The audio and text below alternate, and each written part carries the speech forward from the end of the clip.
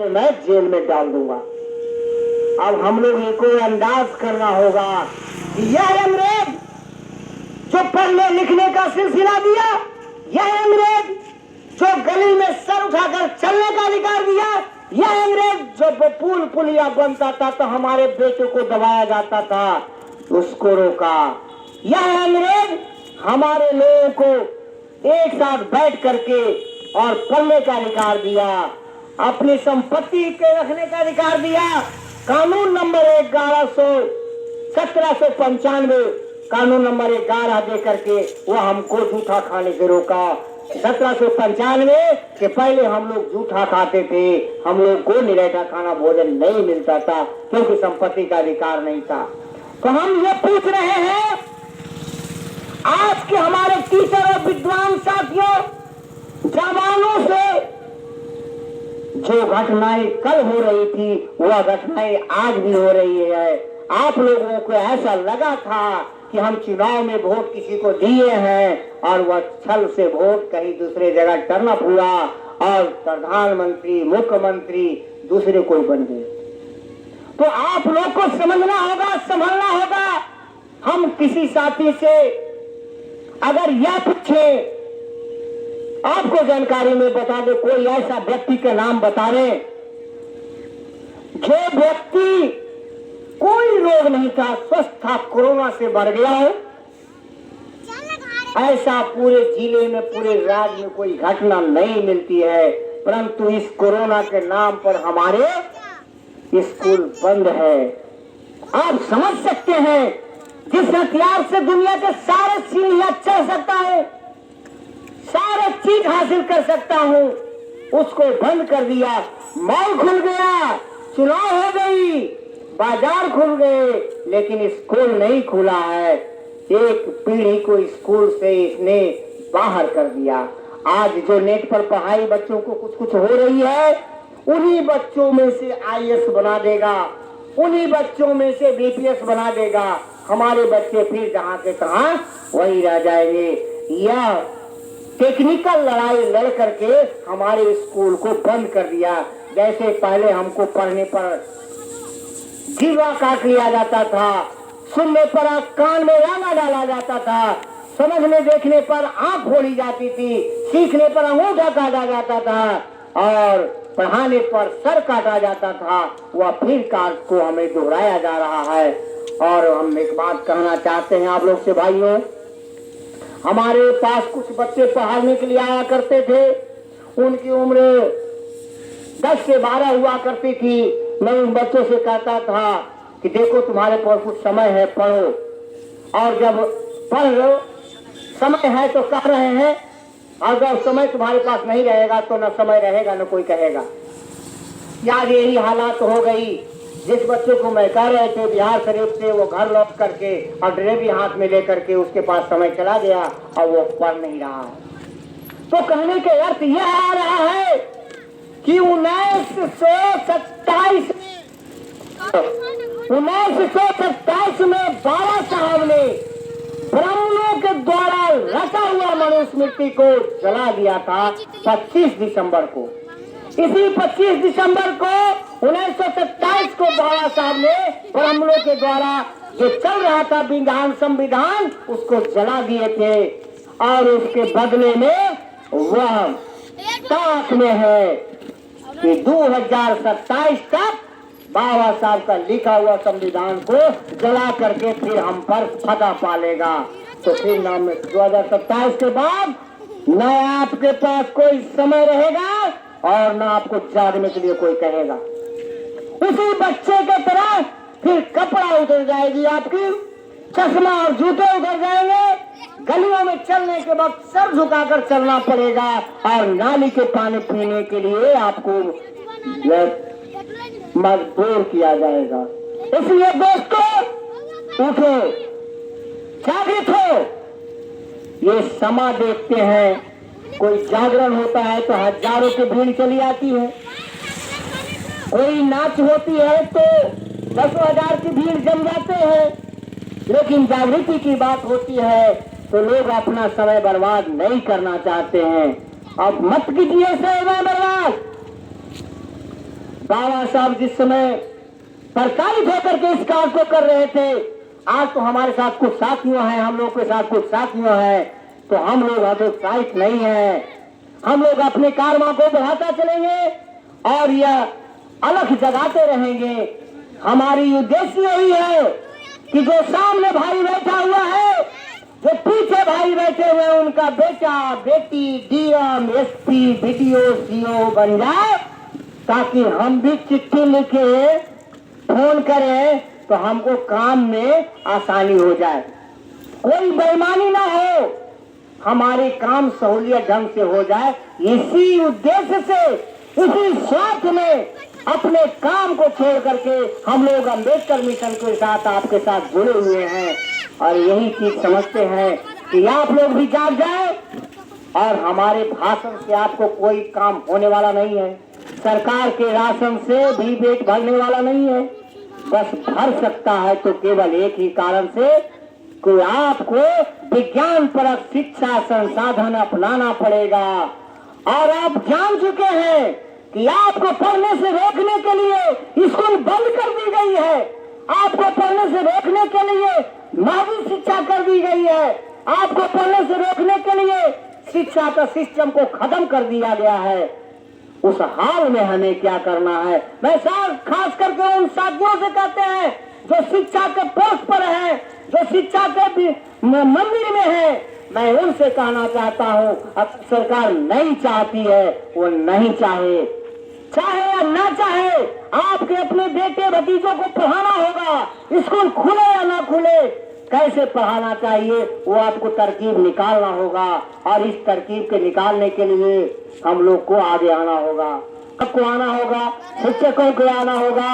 और इसके लिए मैं आप लोगों को अदा कर दे, सावित्रीबाई फुले का जन्मदिन है, उस पर मैं शिक्षा का ही एक सम्मेलन करूंगा और सभी शिक्षक साथियों से आग्रह करूंगा कि सब लोग उसमें बैठे और आपके प्रतिनिधि लोग भी रहेंगे, ग्रामीण प्रतिनिधि लोग हैं, प्रखंड स्तरीय प्रतिनिधि होंगे और जिला स्तरीय प्रतिनिधि होंगे और सब लोगों से बैठ करके हम लोग अपना शिक्षा स्वयं तय करेंगे कि कैसे राह चला जाएगा।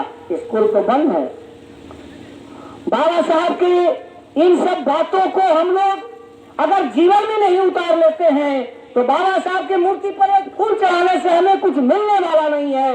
बाबा साहब ने बार बार कहा है, मेरे मूर्ति पर पूजा मत करना, मेरे मूर्ति पर आयोजन करके कोई खेल तमाशा ना बनाना, ऐसा न कि मैं ही तमाशा बन जाऊं। मेरे बाद दिए हुए विचारों को अध्ययन करो और मेरे बताए हुए रास्ते पर चलो। आप लोग बस मूर्ति देखे होंगे बाबा साहब को, तो आप लोग देखे हैं कि बाबा साहब की मूर्ति सीधे रहता है इस तरह। उसका अर्थ क्या है?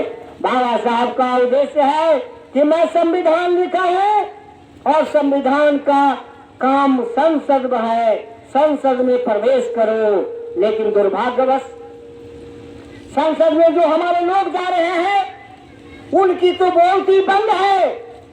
अभी हमारे 100 के लगभग एससी हैं एमपी संसद में, लोकसभा में 100 के लगभग एमपी हैं, लेकिन आज एसटी एससी एक्ट को खत्म किया जा रहा है। जानते हैं आप 15 दिन पहले क्या सुप्रीम कोर्ट ने फैसला दिया है कि अगर किसी मां बहन के एससी के घर में घुस करके बलात्कार भी करोगे तो उसमें एससी एक्ट नहीं लगेगा। जब बाहर घींच करके लाएगा, बेइज्जती करेगा, गाली देगा, तब एससी एक्ट लगेगा, और जब तक के आपको घर में घुस के करेगा तो नहीं लगेगा। इस तरह से हमें हमारे संविधान, बाबा साहब का लिखा हुआ संविधान को खुरच करके बर्बाद किया जा रहा है। तो हम लोग को जुनून बनाना पड़ेगा, लड़ने के लिए आगे होना पड़ेगा। और इस तरह से हम लोग जैसे देख रहे हैं कि दिन प्रतिदिन हमारे जो कमियां आते जा रही है, हम लोग आपस में लड़ने के लिए अपने आप को बहादुर साबित कर देते हैं।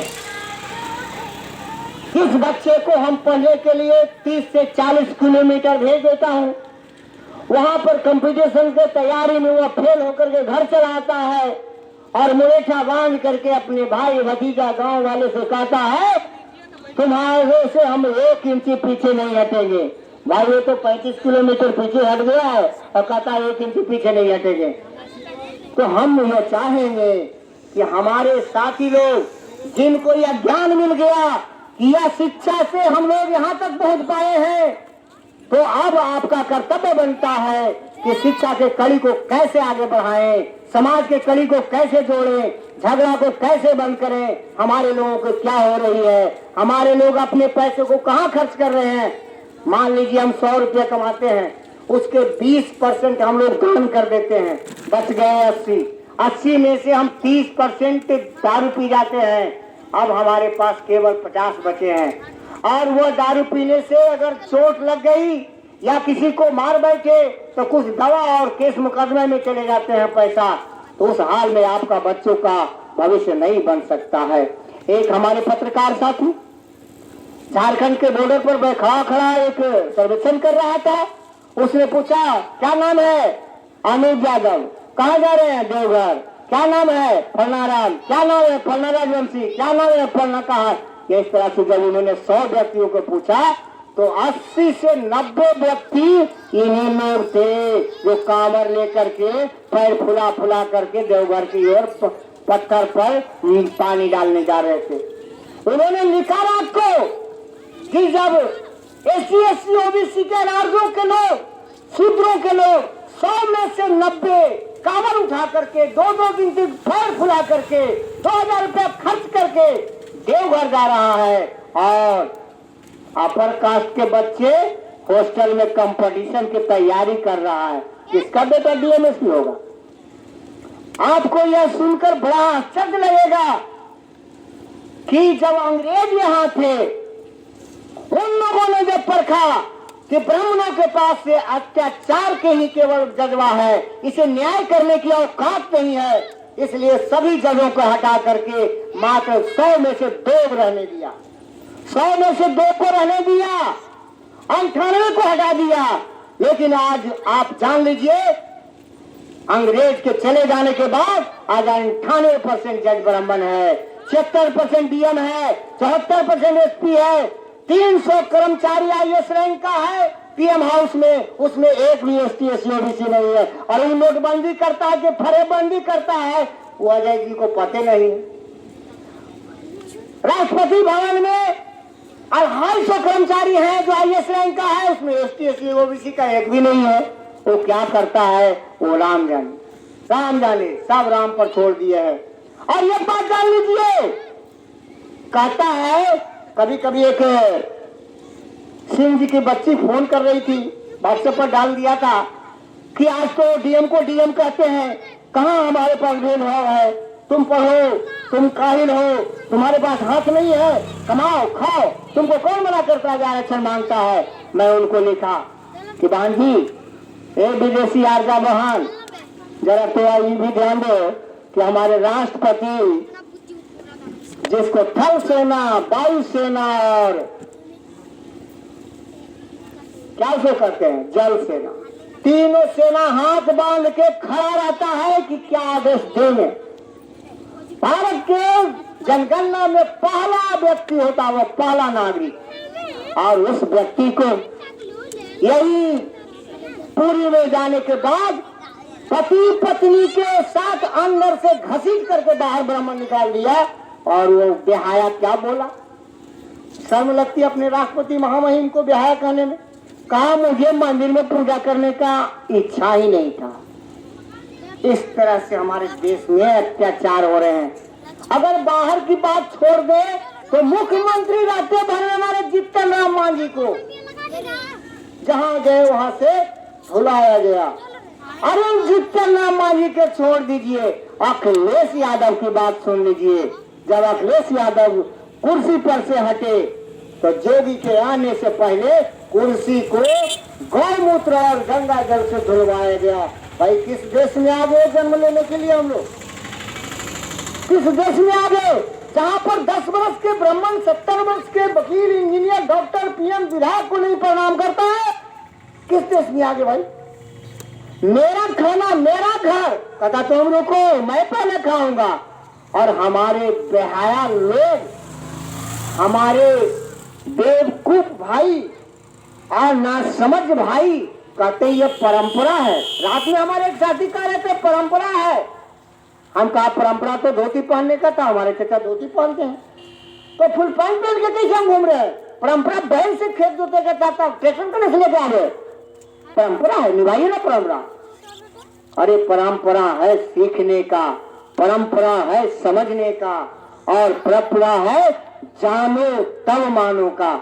आज जिस तरह से हम लोग परंपरा में बैठे हुए हैं, एक परंपरावादी बता दे कोई बेटा को IAS, BPS, DM, CM, clerk बना पाया क्या? अगर हम हजारों बरस तक के पूजा करते रहे तो हमारे पूर्वजों ने कहीं कोई इतिहास में तो जगत नहीं प्राप्त किया। साथ ही आज हम लोग पढ़ लिख नहीं सके और इतिहास में हमें छुप छुपा कर पढ़ाई गई। कई भाई हमारे टीचर पढ़े हुए हैं, 2600 वर्ष पहले लिख दी गई वेद चारों। उस वेद में एक शब्द है राम, जो नहीं आता है। आप लोग को मैं बता दूंगा स्पष्ट रूप से। और जो राम तो आराम होता है, आप को हटा देते हैं तो आराम का उल्टा राम होता है, जिसका हिंदी होता है कष्ट कष्ट कष्ट दुख। जिस तरह से संतुष्ट के आगे आ लगा देते हैं, असंतुष्ट हो जाते हैं, और आ को हटाते हैं तो हम संतुष्ट हो जाते हैं, ये उल्टा अर्थ आता है। इस व्यक्ति के फेर में हम लोग पड़ गए। आप लोग के इतिहासों से जानकारी है कि आज से 2600 वर्ष पहले यानी 563 ईस्वी पूर्व महामना बुद्ध पैदा लिए, और 2300 वर्ष पहले ईसा पूर्व यानी 2563 वर्ष पहले और 2523 वर्ष पहले महावीर जन्म लिए। इन दोनों दो आदमियों ने, मेरे पास एक पुस्तक है, देखो पेज नंबर 19, जीके का पुस्तक है। उसमें एक प्रश्न है कि बुद्ध और महावीर में क्या समानता है। विद्यासागर जीके पेज नंबर 19 कहता है बुद्ध और महावीर में क्या समानता है। पेज नंबर 19, बुद्ध और महावीर में क्या समानता है, तो उसका आंसर दिया हुआ है दोनों ईश्वर को नकार दिया है। अब हम आप लोगों से पूछना चाहता हूं, इतनी बड़ी है ना, है ना कि नहीं है? इस प्रश्न पढ़ के देखिए ना, बुद्ध और महावीर में क्या समानता है। अब ये बताइए कि जिस बुद्ध को वर्ल्ड के कोने कोने लोगों ने विद्वान माना, जिस महावीर को पूरे भारत ने विद्वान माना, उससे कोई बड़ा विद्वान बदगल से गुजरता है लाल बस्ता लेके क्या? वो कह रहा है ईश्वर को पूजा करो, ईश्वर को पूजा करे, उन्हें वो अखंड ज्योति मारले हैं मई में। हमारे कमाई का लुटेरा है भाई साहब, वो 8 से 9 दिन तक करेगा जगरना फगरना, और हमारे घर से पैसा उठा है, हमारे घर से उठा करके वो अपने घर भर लेगा। आप लोग पूजा करते हैं ना, 1 दर्जन केला लाते हैं, 1 दर्जन में 6 को पंडित जी अपन पहले जोड़ी में भर लेते हैं और 6 को मिला देते हैं पानी के साथ और दूध के साथ, और कहते हैं बांट दो पूरे गांव के। हाँ तो चरण के ही अमृत, उसके चरण उसको, हाँ धोवनवा, वो धोवनवा को पी करके हम लोग राजा बनेंगे। तो मैं याद कराना चाहता हूँ उन भाइयों को जो शिक्षक हैं, आप पढ़ लीजिए। आज से 2563 वर्ष पूर्व हमारे देश में 16 महाजनपद था, कहीं अयोध्या नहीं है, कोई जनपद अयोध्या नहीं है आज से 2563 वर्ष पूर्व। और जब वाल्मीकि ने रामायण लिखना शुरू किया तो लिखा जथा बुद्धम तथा चोरम समान दंडो भागिता, माने जिस तरह से बुद्ध है उसी तरह से चोर है, दोनों को समान दंड देना चाहिए। इसका मतलब है कि वाल्मीकि के समय के पहले बुद्ध जन्म ले लिए थे, तब उसको कह रहे हैं कि चोर है। दूसरी बात, जब 16 महाजनपद में अयोध्या नहीं रही तो 300 वर्ष तक हर्षक वंश राज किया मगध सम्राट में, मगध राज्य में, और 300 के बाद नंद वंश आया है। अगर उसे पाठ में भी पाठ करना चाहते हैं तो नंद वंश से हर्यक वंश के बाद वो जादवों से कहिए, चूंकि उसमें जाति तो बना नहीं था। अगर उसे भैंस पालक कहते हैं, गाय पालक कहते हैं, भेड़ पालक कहते हैं, खेती करने वाले कहते हैं, तो वो हम ही लोगों को बिरादरी था। और वो नंद वंश के खानदान में 10 राजा हुए, नंद, महानंद, पद्मनंद, घनानंद, और उसके दूसरी पत्नी का पुत्र चंद्रगुप्त, अशोक, बिंदुसार, और उसके अंतिम 10वां राजा बृहदत्त थे। वही बृहदत्त जिसे आप जादव कहें या नंद कहें, कुर्मी कहें या कोरी कहें, कहार कहें या राजवाह कहें, वही पूर्वजों के 10वां राजा को एक पुष्पमित्र शुंग ब्राह्मण, जिस तरह से अभी अर्चना नीतीश के घर में है, उसी तरह से अपनी बहन को रसोईया में बहाल करा दी। और जिस तरह से पीके शाही मिनिस्टर बन गए अर्चना के पैरवी से, उसी तरह से वो सेनापति बन गया राजा का। और राजा निरीक्षण में सेना को जा रहे थे, कमर में तलवार रखी हुई थी, पीछे से छुरा भोग करके वह उसे हत्या कर दिया। और उसने फरमान कर दिया, क्योंकि अशोक सम्राट हो जाने के बाद यहाँ के जितने बैकवर्ड अर्जन थे सभी सब बौद्ध हो गए थे। कहा एक बुद्ध की मूर्ति लाएगा, एक जादव की मूर्ति लाएगा, एक कुर्मी की मूर्ति लाएगा, एक कोरी की मूर्ति लाएगा, मूड़ी काट के लाएगा तो 100 सोने की मुद्रा देंगे। और ये सर काटने का युग था, इसलिए उस सरजुग कहा गया। और जहाँ उस मूड़ी को डालता था वो घाघरा नदी को, उसे सरजू नदी कहा गया, जिसे 18 जनवरी को जोगी ने विधानसभा में उसका नाम बदल करके फिर से सरजुग नदी रखा है। ये प्रमाण है। और आगे जान लीजिए, जब कहीं मूड़ी काटने के लिए इधर घूमते थे लोग तो युद्ध हो जाता था। एक जगह ऐसा उत्तर प्रदेश में था जिसे साकेत बिहार कहते हैं, हजारों हजार की संख्या में वहाँ बौद्ध लोग थे, बौद्ध भिक्षु थे। जब युद्ध करे वहाँ गया मूड़ी काटने के लिए तो कोई भी युद्ध नहीं किया, वो तो अहिंसावादी थे। आसाम से मूड़ी काट कर ले गया और राजा को कहा यहाँ तो कोई योद्धा नहीं है। वही धरती साकेत बिहार को अयोध्या नाम पड़ा। तो अयोध्या का नाम 2350 बरस से लेकर के 2600 के बीच में अयोध्या महानगर का निर्माण हुआ है। क्लास 6 पेज नंबर 32 में स्पष्ट लिखा हुआ है एसएसटी में। 2300-2600 के बीच कहीं अयोध्या का नाम नहीं था, बस 2326 में 60 महानगरों का निर्माण हुआ, इसमें अयोध्या भी है।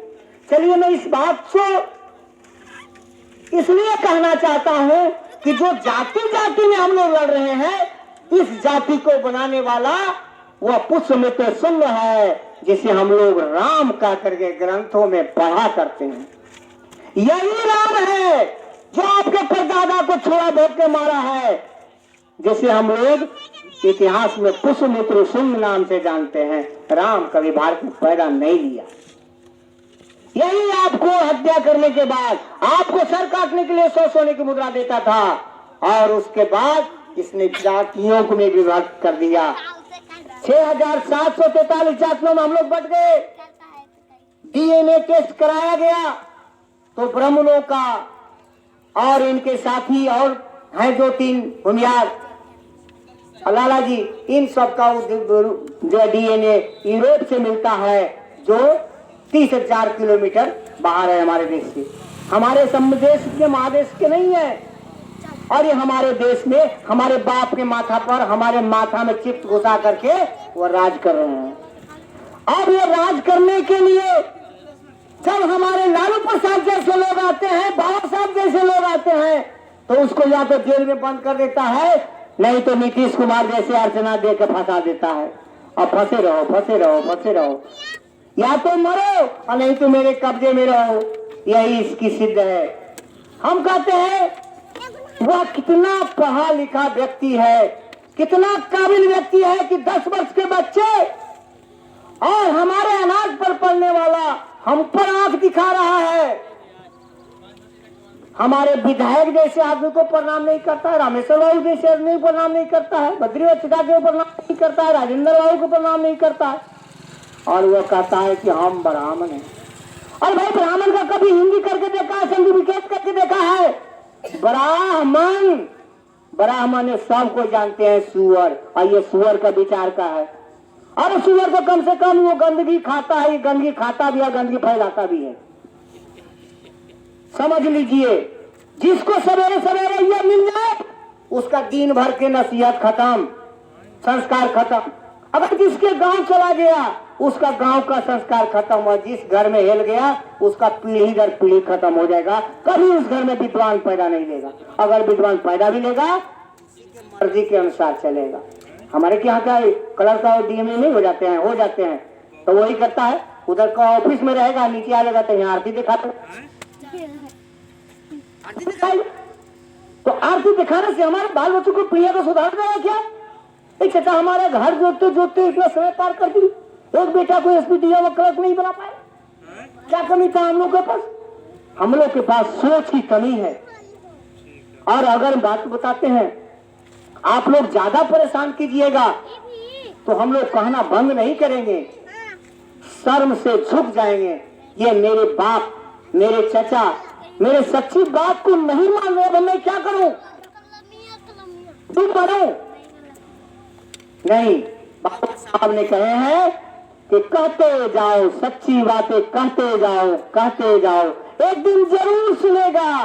जैसे झूठे राम को राम राम राम राम करते करते 4 बजे भरने से राम राम कर रहा है, अखंड करा रहा है, हरे राम हरे राम हरे राम हरे हरे। अरे 303 गेहूं निकाल दिया श्री राम, धान निकाल दिया श्री राम, मेडिकल श्री राम, दवाई में श्री राम। अगर इतनी बात सत्य है, जितनी प्रचार करने की जरूरत होती है, कहाँ श्री राम, कहाँ श्री राम गया? इतिहास के लड़ाइयों में हम लोगों ने अशोक को देखा, और ग्रंथों में बिना सच्चाई के ग्रंथ जो तत्वहीन ग्रंथ लिखे गए, उसने रामायण को देखा। दोनों को तुलना करके आपको तय करना है क्या करना है। राम के ग्रंथों में कहा गया एक महिला थी, को से हत्या कर दिया बाणों से। राम के ग्रंथों में कहा गया छिपकर बाली को मारा गया। राम के ग्रंथों में कहा गया चुप लगा के नाक कान काट दिया। राम के ग्रंथों में कहा गया एक तेली जाति के बच्चों को पढ़ा रहा था, उसको सरकार दिया पढ़ाने के जुर्म में। और मेरे ग्रंथों में मेरे पूर्वजों का क्या इतिहास है? कुर्सी पर बैठे थे, मेरे ग्रंथों में मेरे इतिहास क्या है? हमारे सभी साथी जानते हैं, जब कलिंग का युद्ध हो रहा था, कलिंग मारा गया, और कलिंग के मरने के बाद जब हमारे साथी कहा कि राजा अभी तो द्वार नहीं खुला है, सासा उनकी बेटी तलवार लेकर बाहर निकलती है, कहते कहाँ है अशोक मेरे पिता का हत्यारा, मैं उसका सर काट करके अपने पिता का बदला लूंगा। तो हमारे परदादा अशोक ने क्या कहा? बेटी बेशक हूँ, हमारा सर काट दो, लेकिन मैं महिला पर हथियार नहीं उठाऊंगा। ये जादुओं का इतिहास है, मर्यादा है। भैंस पालकों का, कृषकों का, कहारों का, रजवाड़ों का, कुर्मियों का ये इतिहास रहा है। हम महिला पर हथियार नहीं उठाते हैं। आप बताइए कौन सा अच्छे हैं? अशोक अच्छा है कि आपके तथाकथित झूठे राम अच्छे हैं? वो आपको तय करना है, आपको तय करना है। और कहता है कि राम राम भजेंगे तो पेट भरेगा, निश्चित भरता है। आपके घर के खाना उसके घर चला जाता है, उसका पेट भर जाता है और आपसे भजवाता है। पेट भरता है उसका और कमता है आपके घर का अनाज, उसका पेट भरता है और आपके लिए भरने के लिए लगा देता है। तो आपको सोचना होगा कि अब हम क्या करें। तो बाबा साहब ने कहे हैं कि 22 प्रतिज्ञाएं जो हैं हम अपने बाल बच्चों को पढ़ाएंगे, हम अपने समाज को झगड़ा को मिटाएंगे, हम अपने काम को तन मन धन से करेंगे और अपने लोगों को ज्ञान बांटेंगे, ज्ञान देंगे। इस तरह के 22 उनकी प्रतिज्ञाएं हैं। मूर्ति पूजा ये सब पर समय बर्बाद नहीं करेंगे, दारू नहीं पिएंगे, ये बाबा साहब का 22 प्रतिज्ञाएं हैं। और अगर इसको हम लोग पालन करते हैं तो हमारे पीढ़ी भी बाबा जैसा सूट बूट पहन करके और संसद संविधान में घूमेगा, नहीं तो ऐसी ही फटल धोती और फटल लुंगी पहनते पहनते 10-20 पीढ़ी आओ गुजरे के हालात तो हनी सब जबरदस्ती बनैले है। नहीं माने लो हो मत माना, जे भूखते लो जे तू भूखता, हमनी के कहना काम है।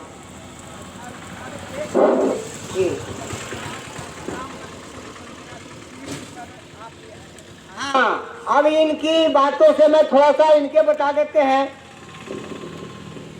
जब हमारे लोगों को अंधा बनाने के लिए एक रामायण लिखी गई झूठी, तो जो हमारे लोग थे वो अभी बैठे नहीं रहे बेटा, वो कहानी लिख दिया, वो एक कहानी लिख दिया और वह कहानी का नाम महाभारत हुआ। महाभारत की कहानियों की जो बातें मैं आपको बता देता हूँ, स्पष्ट कान खोल करके सुन लीजिएगा, उसको समझ करके आप उसका व्याख्या करते रहिएगा। इसको हम लोग राम और कृष्ण कहते हैं। कृष्ण पर पहले विश्लेषण करके उसका हाँ बता रहे हैं। कहा जाता है, कृष्ण के पहले से मैं बताता हूँ, कहा जाता है जजाति के पुत्रों में से एक सत्राजित हुए थे और एक कोष्टु थे। कोष्टु से जादव हुए और सत्राजित से सहस्त्रार्जुन हुए। यही सहस्त्रार्जुन परशुराम के बाप जमदग्नि के घर से गाय छीन के मार करके भगा दिया था, क्योंकि जादवों को गाय से बहुत बड़ी दुश्मनी थी। इनका तो अपना घरेलू भैंस है। आप लोग जानते होंगे गाय पालते हैं। क्या कृष्ण और किसी जादवों का कोई गाय का नाम जानते हैं? कैली, गोली, कुजिल, लेकिन भैंस का नाम जानते हैं। बाबा बख्तौर के खैरी भैंस थी, हम लोग जानते हैं, गाते हैं हमारे पूर्वज के लोग। लाल बिहारी भैंस लोरी को मिला था, ये हम लोग जानते हैं, लेकिन गाय नहीं मिला, कुछ कहने पर। गाय कहाँ है? कपिल मुनि के आश्रम में, विश्वामित्र के आश्रम में, जमदग्नि के आश्रम में। गाय मेरे घर कहाँ? चलिए मैं कृष्ण की बात करता हूँ। एक दिन एक राजा जिसे कंस कहा जाता था, वैसा प्रतापी राजा भारत में कभी अब कोई पैदा नहीं लिया और न हो शायद लेगा। उसका कहना था जो कमाएगा जो खाएगा। पृथ्वी जोगी है, दुनिया भोगी है। पृथ्वी जो भोगी है, दुनिया जोगी है, जो कमाएगा से खाएगा। ये कृष्ण नहीं, कंस का नारा था।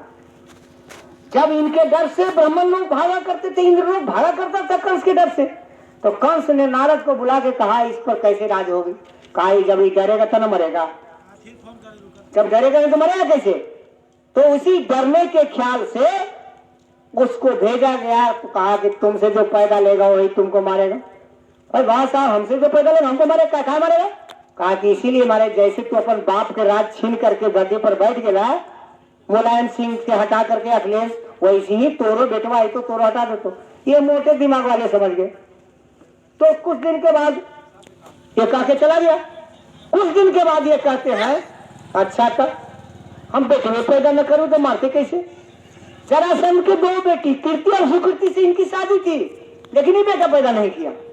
कंस का कोई बेटा नहीं हुआ। फिर आया घूम करके वो राजन की जय कहे कि अरे तुम्हारा जो हिजड़ा विष्णु कहाँ छिपा हुआ मेरे डर से। कहे कि तुम अपने बारे में सोचो, तुम तो मरने वाले हो। कहे कैसे? कहे तुमसे जो पैदा लगा वही तुम्हें मारे। कहे यार हम तो पैदा नहीं किया था, हमको कोई मारेगा। कहे तो खानदान में कोई नहीं करेगा। तो वही उसने बताया कि तुम्हारे खानदान में कोई, तो एक लड़की जो है देवकी पैदा करने की उम्र में थी, और उससे जो बच्ची पैदा लिया उसको ये मारने की बात कहा। जब बच्ची को मारने लगा तो उसके जो मंत्री थे कहा कि नहीं, ये तो हमारे खानदानों का रुतबा के खिलाफ बात है, इसके बच्चों को मारेंगे, देवकी को नहीं मारेंगे। चलिए जैसे भी हो, शॉर्ट में बढ़ाता हूँ। ये पैदा लिया। पैदा लेने के बाद कंस को लगता था कि इसका 6 भाई को मारे तो हमको भी मारेगा ही, जवान होगा तो। और कृष्ण को लगता था कि जब हमको 6 को मारा तो हमको छोड़ देगा। इस तरह से वह बातें दोनों में चोर का डर और भीत का डर चोर को बन गया। और बनने के बाद आगे लड़ाइयां बढ़ती गई। अंत में कंस की हत्या कर दी गई।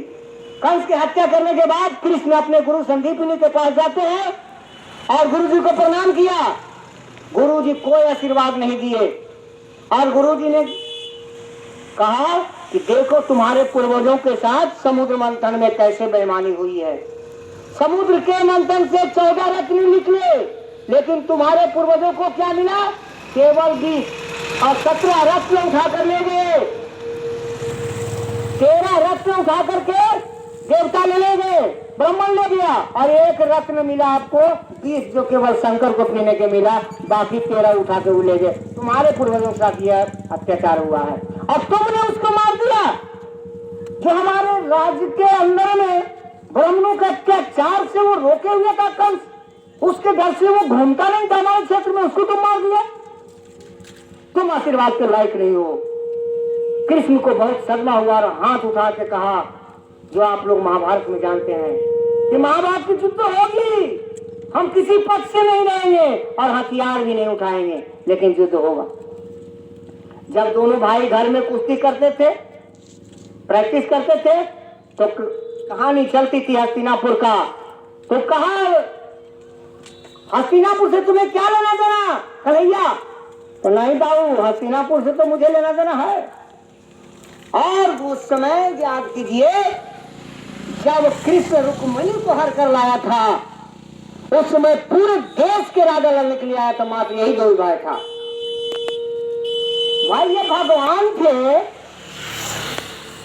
लखन राजा थे विष्णु के, कई दोनों भाई पर लड़ने लगे। इतना बड़ा फौज लाने की क्या जरूरत है? इंद्र को यह पता नहीं था कि विष्णु है, ब्रह्मा को ये पता नहीं था कि विष्णु है, तो विष्णु लड़ने के लिए आया कृष्ण से। कृष्ण से विष्णु लड़ने के लिए आए। इनके साथियों को चुरा करके कमरा में बंद किया और ये दूसरे कमरा में बंद बच्चे बना दिए। इसलिए लोग कहते हैं मगरोट पैदा हो गया। शायद एक कहानी बनी। कहानी से मैं बात कर रहा हूँ, सच्चाई से मैं बात नहीं कर रहा हूँ। तो ये कहानी ये कहता था, तब जाकर के 105 भाइयों का युद्ध होता, जिस समय चीर खींचा जा रहा था, जिसको आप लोग सतयुग कहा करते हैं। कई महारथी मंच पर बैठे हैं और एक महिला को लंके किया जा रहा है और कुछ नहीं कोई बोल रहा है। वो सतयुग है कि सतयुग है? अगर कोई महिला के इधर कोई हाथ पकड़ ले तो कितना लाठी कितना जूता ओकरा पर गिरेगा, उसका कोई ठिकान नहीं है। और हम लोग अंधा उसको सतयुग कहे और इसको कह रहे हैं भटयुग। अरे सतयुग अब आया है कि राजवल्लभ जैसा इंद्र के बराबरी के लोग बलात्कार में जेल में। सतयुग ये है, सतयुग इसको कहते हैं। क्या समाज से के साथ गलती कीजिएगा तो जेल जाना होगा, FIR होता है। क्या सोचते हैं, जितना अपने क्षेत्र में इंद्र बरियार था उससे कम राजवल्लभ बरियार था? जेल है कि नहीं? सतयुग ये है। तो उस समय के सतयुग जिसने कहा, जो भूल कर दिया, जो ब्राह्मणों ने कहा उसी को हम लोग धोते चले गए। खिचड़ी खाया तो खिचड़ी, दाल खाया तो दाल, केजे कहा तो सुन, अपन मन से तो कुछ किए नहीं। तो यहाँ पर ये स्थिति बनी, 100 भाई कौरव और 5 भाई पांडव मरता। उस समय लड़ाई होती तो भीम उठता था तो कृष्ण कहता था, चुप रहो ना, 100 को 5 को समारे से तो महाभारत होई थे। और कुतुमन को बुला ले, जब सब मरी हैं तब होते ही महाभारत। कृष्ण ने यहाँ तक कर दिया कि उसके एक साथी मर रहे थे, सातकी। तो अर्जुन तुम्हारा चेला मारा गया, भूरी सर्व थक गया था, काटने जा रहा था सर, बाल पकड़ के। अर्जुन वहां से सब रेली मार मारा, उसको पहले ही हाथ खत्म हो गया, बिना हाथ का हो गया तो नहीं कट पाया। लेकिन आप याद कीजिए, अगर मारा महाभारत बोलते, जब उसी जगह पर उसका भगना अभिमन्यु मर रहा था, उस समय कान में तेल देके रुआ देके काले शुक्र था कृष्ण। उस समय भी तो कहता अर्जुन तुम्हारा बेटा मारा जा रहा, नहीं कहा। हकीकत समझिए, जब उसने झूठा रामायण लिखा तो हमारे सच्चे महाभारत लिखा हमारे लोगों ने। समझ गए? यही है आपके कृष्ण की बात। अगर और नीचे जाइएगा तो थोड़ा आपका भी मुड़ी झुक जाएगा। जिस कृष्ण को कृष्ण कृष्ण कहते थक नहीं जाते हैं, अगर कपड़ा लेकर के कोई भाग जाएगा तो इतना जूता मारेगा ना उसको तो कृष्ण भगवानों का भूला जाएगा। तो मार रहे अगर नाइटे रहती कोई कपड़ा लेकर भागी को बर्दाश्त करते। सब महारथी लोग थे और कृष्ण भगवान जब अपने स्वयं इसको चीर के हम नहीं खींचने देंगे, क्या बात है भाई? कुछ नहीं था। अच्छा लंगा क्यों नहीं हुई? 10,000 बोलता है कि 10,000। अरे भाई आपको यही नहीं लग रहा है? कपोले है लेकिन नहीं सर, लंगम द्रौपदी का है नहीं। आपको ये लग रहा है कि बहुत सारे कपड़े खींचे गए? कुछ नहीं, बस ये जाए। और नहीं विश्वास है आपको तो आप एक आध दिन फिल्म देखिएगा, 50 तल्ला पर से नीचे कूद जाएगा और बाहर बोलते रह जाएगा वो। समझे ना? वही है, वही और कुछ ना है। समझिए भाई साहब, राजेंद्र पढ़ना एक जरा सा बात समझ लीजिए। एक देखिए धार्मिक दृष्टिकोण से सबके अभी वर्तमान समय में अभी हर कोई व्यक्ति के, चाहे कास्ट लेवल पर नहीं है, हर कोई व्यक्ति के श्री राम और श्री कृष्ण उनका क्रियान्वयन पर या शास्त्र के माध्यम से सबके रोए रोए में प्रवेश है। भाई तो मैं कह रहा हूँ ना, कह रहे हैं ना, इसीलिए बाबा साहब कहें कि तुम सच्चाई बात कहो, करोड़ों बार कहेगा तब सच्चा होगा, तुम तो 10 बार कहोगे तो सच्चा हो जाएगा। अरे भाई हमारे CM PM DM teacher master चचा सब कहे ना, सब कहे कि सूर्य पूरा में उगता है, पश्चिम में डूबता है। और मैं कहा कि सूर्य न उगता है न डूबता है, किसके पक्ष में आप हैं? नहीं, आप हमारे पक्ष में है कि नहीं? तो करोड़ बरस से तो कहते हैं, हमको एक ही बार कहे जिसमें आप मान लिया। हाँ नहीं राजेंद्र बाबू, आपके पांच गो मशीन है। बुद्ध ने कहा है, बाबा साहब ने कहा 5 गो मशीन है। त्वचा छू कर देखने का कुर्सी है, आँख देखने का, सूंघ के देखे के, चाट के देखे के, कान से सुने के। ये 5 मशीन में से कम 3 गो कहता है कुर्सी है, तब इसको कुर्सी मानिए। कब जान लीजिए तब मानिए, समझे? ज्ञान इंद्रियाएं के माध्यम से उनको हर वैज्ञानिक तो यही कहने की जरूरत है। तो आप ये जानिए कि 2 बातें सामने है, एक लिखल पढ़ल, एक पढ़ल लिखल। एक में अंतर में समझा हूँ भाई साहब, लिखल पढ़ल और एगो पढ़ल लिखल, एक में अंतर समझे हो? जो वो लिख दिल कर ओकरा हम पढ़ के भकाक बोल रही है। ऐसे हले सर इतना साड़ी हले सर, इतना साड़ी हले सर, तू लिखल का पढ़ के बोल रही है? पढ़ के लिख लू कभी? जो पढ़ के लिखता है उसके अंदर दिमाग में क्वेश्चन बनती है। हाँ, साड़ी और खींचने तो कंधे में करते खड़े कंधे, इस तरह से परेशानी होता है इसके दिमाग में। और जब वो लिखता है उसके बाद तो सच्चाई लिखता है। तो हम लोग आज तक के हमारे कोई पूर्वज ने ग्रंथ लिखा नहीं, हमारे पूर्वज ने कोई ग्रंथ लिखा नहीं। तो हमको तो जो पढ़ा रहा है सो पढ़ रहे हैं। जो हमें मंत्र पढ़ा जाता है भाई साहब, उसको अगर हिंदी बता देंगे तो आपको तकलीफ लग जाएगी। ओम भूर्भुवः स्वः तत्सवितुर्वरेण्यं धीमहि धियो यो न प्रचोदयात्। क्या पढ़ाई जाती है हमको? क्या मंत्र पढ़ाया जाता है? ओम होता है, ओ ई माँ लिखाता है। ओ माने होता है ओसिरिस, ओसिरिस माने होता है इंद्र, ओसिरिस माने स्वर्ग और इंद्र महान। ये सब में ओ ई माँ लिखाता है। भू माने होता है पृथ्वी, भूर्भुवः। रब माने होता है सूर्य देवता महान मालिक। ओम भूर्भुवः स्वः, स्व माने अपना, वितुर माने बीत गया, वर्णयम माने तेज। यहाँ के धरती के लोगों के तेज खत्म हो गया है, ध्वस्त कर दिए गए हैं, मस्तिष्क चूर दिया गया है, अभी अपने में सोचने लायक नहीं रह गया है। फिर आगे कहता है धीमहि धियो, धी माने पुत्री, मही माने पृथ्वी। इस पृथ्वी के पुत्री ही केवल है, धियो और उसकी पुत्री है कि हाँ बेटी ही बेटी है। कोई आओ बलात्कार करो, कोई पूछने वाला नहीं है। आप तो लिखल पढ़ा, पढ़ते रहा, इसे पढ़ते रहा। यह मंत्र हमारे घर में रोज पढ़ाता है। और आपके जब पूजा पाठ होती है तो स्वस्तिक का चिन्ह देखे हैं, शुभ लाभ। शुभ लाभ यूरोप का ट्रेडमार्क है। अगर कोई साथी हमारे हैं टीचर तो हिटलर पढ़ लेंगे, 10 क्लास में है, उसके झंडे में स्वस्तिक चिन्ह लिया है और उसने कहा था इस धरती पर आर्यों का रहने का हक है। और बाकी 74 लाख को मशीन बनवाया था, कंपनी बनाया था, हत्या करने वाला कंपनी, और उसने मरवा दिया। जिस शेख गाड़ी में लाता था ढोकर के मारने के लिए, उसको कहता था मुक्ति वाहन, और जहां मारता था उसको कहता इत्थे जेनिया, माने मार दिया तो तुमको दया किए, इससे ज्यादा घटिया किस्म के साथ बर्ताव होता आपके साथ। उसके चचेरे भाई ये ब्राह्मण है, उसके चचेरे भाई ये ब्राह्मण है। अब आपको ज्ञान होगा, शर्म होगी हम लोग के खानदानों को, तो आपको पता होगा कि जवान बेटा मरता है उस दिन भी कहता है इतना ले लो।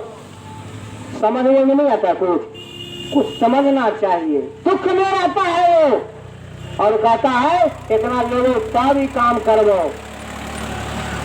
कहता है ना, किस तरह से इनको आप अच्छा कहते हैं जो हमको बता दीजिए। अगर आपको ही अच्छा लगेगा तो हम वो अच्छा कहना शुरू कर देंगे। कहां से अच्छा है हमको बता दीजिए। जिस बाबा साहब ने जो संविधान लिखा, जिससे देश चलता है, कोर्ट कचहरी चलता है, स्कूल कॉलेज चलता है, हमारा पॉकेट में कलम है, गलतियां होती है उसकी सजा होती है, उस कानून को हम लोग नहीं पढ़ते हैं। हम लोग कहां से व्याख्या करते हैं? गीता से, रामायण से, महाभारत से। जब तक हम गीता, रामायण और महाभारत पढ़ते रहेंगे, अभी तो हम यहाँ से पटना तक उठा के देखते हैं तो एको हमारे खानदान में जादव डीएम ना है, एको गो। अरे अब जो बने हैं वो रंजीत डॉन और नीतीश कुमार और लालू जी के देन से कुछ इधर उधर निकलना शुरू हुआ है। इतना शिक्षा कौन जात में है? रजवाड़, हम कोई जात सब मेरे हैं। अच्छा सुनिए सर, अच्छी तक बात करते हैं ना, 3800 IAS है पूरे भारत में, 3800, उसमें 3066 है, 3066 है ब्राह्मण। भाई साहब कितना बचा? 734। 734 में 441 है ये सी। अब हमने जोड़िए ना कि कितना बच लो, हमारी जोड़ना कितना बच लो। तेरा पास पैसा है ना तो तू का कैला खेत खरीद ला, दुगो गाय खरीद ला, दुगो भैंस खरीद ला, अब बेटा के भेज देला कि जंगलवा देने जो उन्हें खेतरियों को मार ले यहाँ और भैंसियों को चरे ले यहाँ, दूध कस के खिला देना तो तोर गोतीबों को मार को, उधरों मार को, तो तू ही मारते रह गया। अगर लालू ज्यादा और तेरे सुनी में दम होता, ये कुत्ते ब्राह्मण को किनारे कर देता तो इसको वोट से कम ही रहता। जब शिवानंद तिवारी के द्वारा दिया गया पिटीशन से जेल में है लालू जी, तो तेजस्वी जेल जाने के लिए तैयार है। इसके बगल में मृत्युंजय तिवारी बैठा है, एक पिटीशन से जेल जाएगा। जब तक ये ब्राह्मण को छोड़ेगा नहीं तब तक हमारे लोग उठेगा नहीं। मैं ऐसी भाइयों को चेतावनी देना चाहता हूं, काशी राम की नारा थी, तिलक तराजू और तलवार ये सबको मारो जूते चार। मायावती ने नारा को दोहराया और बहुमत उत्तर प्रदेश में पाई। ये मायावती क्या करने लगी? सतीश मिश्रा को अपना पर्सनल एडवाइजर और नेता बनाया, राज्यसभा से संसद भेजा, और सतीश मिश्रा बोला हाथी नहीं गणेश है, ब्रह्मा विष्णु महेश है, हाथी बढ़ता जाएगा, ब्राह्मण शंख बजाएगा। चल गया घर। आज के डेट में 10 नहीं है MP उनके, वो राष्ट्रीय पार्टी थी और खत्म हो गए। लालू यादव का पूरा वाल साफ करो, बहुमत में आए ना बहुमत में। लालू यादव का भूरा वाल साफ करो, बहुमत में आए। और सत्याई कौन शिवानंद तिवारी को अपन गड़िया के दाहिने पट्टी बैठाते थे और वो पिटीशन दिया, अभी जेल में है। लालू यादव कहते हैं ना हमको न्याय पर विश्वास है, अंग्रेज रहो, तुमको विश्वास है ये बंद रहो। अंधेर है। और शुक्रिया मनाइए या तो नीतीश कुमार के या लालू जी के या जनता के कि तेजस्वी जेल नहीं जा रहा, बहुत जल्दी जेल जाएगा। क्यों? क्योंकि अपने से रखने हैं कौन झा? मनोज झा और शिवानंद तिवारी, मनोज मृत्युंजय तिवारी को। तो सोच लीजिए, कुर्सी को हत्या करके इसको गद्दी पर बैठना है। वो चाहेगा कि हत्या करके हमको तू गद्दी पर बैठ जाओ? बताइए। आओ तो आओ, बता दियो नजदीकों से। पूजवा करते करते 12-14 वर्ष बीत गए लो, लेकिन जेलवा से निकले को मौका ना मिले लो। वो करा हो कुछ ही जरा पूजवा करो तो कहना निकालता है। जनता समाज के बीच में बने रहिए, बहुत बड़ी तकलीफ भी आपको दूर कर देगा यही जनता। और कट्ठा 2 कट्ठा के लिए लड़ते रहिएगा ना तो बीघा बिक जाएगा, पारी बिक जाएगा। और सोच बनाइए, हमारे नेता लोगों में कमी क्या है भाई साहब? कुर्सी ऊपर लगी हुई है, सीएम डीएम राज्यपाल सबका कुर्सी खाली है, हमारे कुर्सी पर कोई दूसरा बैठा हुआ है। और हम लोग नेता लोग, हमारे नेता लोग क्या कर रहा है? खिड़हिए पर गोलवा होकर खींच रहा है, ऊपर गोलवा वो गोलवा लड़ा करके गोल लड़ा के ढुलक के सब नीचे गिर रहा है।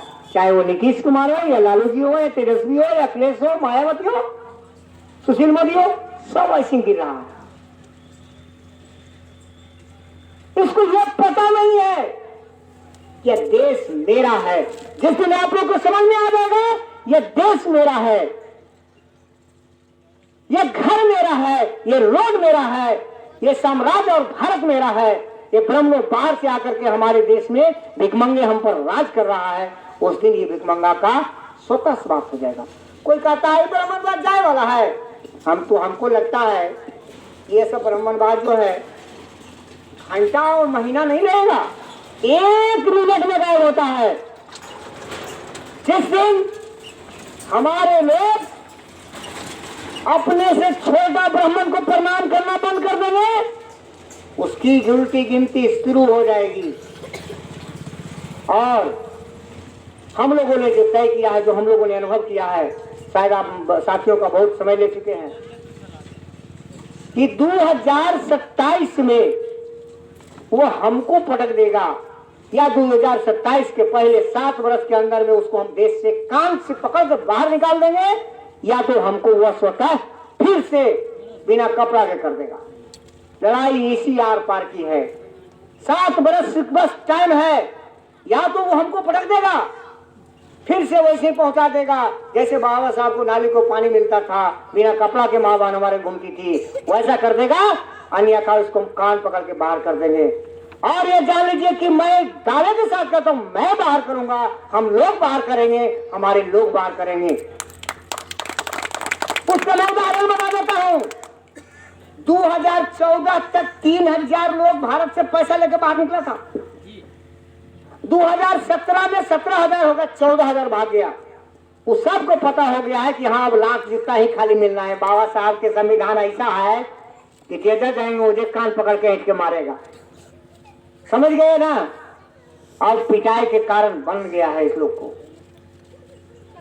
जिस डीएम और वीडियो को आप लोग कहते हैं प्रणाम प्रणाम प्रणाम प्रणाम प्रणाम, उसका डिग्नेशन क्या जानते हैं? पब्लिक सर्वेंट, जनता का मालिक। हम जनता हैं, जनता मालिक है और पब्लिक जनता का वो नौकर है, वो नौकर रहना चाहिए। एक भिखमंगा ब्राह्मण अपने को दरिद्र कहता है तो ये दरिद्र है, हमारे बाप दादाओं को आशीर्वाद देने की क्षमता न रखे। जिसके पास ये दरिद्रता है ये हमें क्या आशीर्वाद देगा? ये तो अपने स्वयं दरिद्र है। और आप लोगों को कितना भाई लोग होंगे, कष्ट न हो तब मैं बात कहूं। हमारे पूर्वज एक राजा बलि हुआ करते थे, आप लोगों ने सुना है। एक पूर्वज हमारे राजा बलि हुआ करते थे, तो बलि को युद्ध में न हराया तो छल से हराने के लिए उसके पास रूप बदल करके एक ब्राह्मण गया, कहा हमें 3 चीज दे दो। अरे क्या दे दो? अरे 3 चीज दे दो। कहते कल के 3 चीज। अरे कौन क्या लेना है, कितना लेगा लो? कहा बस 3। कहा ठीक है देंगे। तो कहा कि ऐसे नहीं, जैसे आज कहते हैं ना कि भाई से बात नहीं मानो, सादा कागज पर नहीं, टिकट पर लिख दे। कल संकल्प करो तो संकल्प कर दिया। संकल्प करने के समय ही उसके गुरु जी आ गए, कहा कह रही तो छलिया ब्राह्मण है, इसके पास में क्या पढ़ लो, मत दो मत दो। कहा भैया हम तो वचन दे दिए गुरु जी। अब वो मांगा 3 चीज क्या? तुम्हारे खानदान में कोई पढ़े नहीं, तुम्हारे खानदान में कोई राजा ना बने, और तुम्हारे खानदान में कोई संपत्ति न रखे। अब बताइए उसके पास क्या बचा? क्या बचा? और जो लाल फीता आप लोग बांधते हैं, वह बांधने वक्त वही लिखता है योन मामे बलि राजा। जिस बंधन से आपके पूर्वज बलि राजा को बांधे हैं, उसी बंधन से आपको बांध रहे हैं। आप भी अपने बेटे को ना पढ़िएगा, आप भी संपत्ति रखिएगा, और आप भी राजा ना बनिएगा। ये तीनों काम हम लोग कर रहे हैं। आज हमारे देश के जो शासक हैं, जिनके हाथ में ब्रह्मत्व की ताकत है, वो देखते हैं रामायणों में लिख दिया है, कर्म प्रधान विश्व करी राखा, जो लश्करी उस पर चाखा। तो मैं आपसे बात करना चाहता हूं, जो देश का रक्षक होता है सीमा पर, इतना बर्फ में डूबा हुआ है और सामने दुश्मन के गोली के निशाने पर है, सीना में चुप कब गोली रहेगा ठिकाना नहीं है, और इतना बर्फ में भीगा हुआ भी है, और उस व्यक्ति को रोटी देता है वो सड़ा हुआ है अनाज का, गेहूं का। सोच लीजिए हम किस देश में आकर के भटक के जन्म ले लिया। जिसको कहता है कर्म प्रधान, तो यहाँ 2 आदमी ज्यादा कर्म करते हैं। अफसरान में सिपाही लोग, चाहे वो बॉर्डर पर हो या कोरोना काल में रोड पर हो, और दूसरा किसान और मजदूर, सफाई कर्मी। हम कहते हैं कितना आदमी कहता है वो काम करता है, मजदूरी देते नहीं। हम कहते हैं उसको भी मजदूरी दो, हम नहीं आरक्षण लेंगे। ये मंदिरों से हटे, और मंदिर में जो सफाई कर्मी है, जो मैला साफ कर रहा है, उसको बैठा दो, और तुम यहाँ मैला साफ करने के लिए चलाओ। हम लोग नहीं आरक्षण मांगेंगे। तुम मंदिर में आरक्षण लिए हुए कई हजार बरस से, तुम वहां से निकलो। पढ़ा लिखा लोग व्यक्ति वहां जाकर के पूजा कराएगा, वो जादव हो, तेली हो, कुर्मी हो, कहार हो, कोई हो, डोम हो, चमार हो, पढ़ा लिखा व्यक्ति जाएगा करेगा। तो वहां आरक्षण लिए हुए हजारों हजार बरस से, हमको कहता है आरक्षण ले मांगते हो, तुम्हारा हाथ पर नहीं है क्या, कमाओ खाओ। हम कहते हैं कि सुनिए चचा, बेटा को कहिए कि बेटा बढ़िया से डीएमएसपी बने, पर पढ़ तो मार, तू खाली मोटा मोटा दूसरा नहीं हो, कमा कमा कर खिलावे लगी। हमारे बेटा खाली कमा कमा के अनाज पैदा करते, हमारे बेटा को सफाई करते, हमारे बेटा को गुलामी करते, और वो शासक बनती। आज आपको मैं बता देता हूं, 20 रुपये लीटर पानी पीते हैं हम लोग,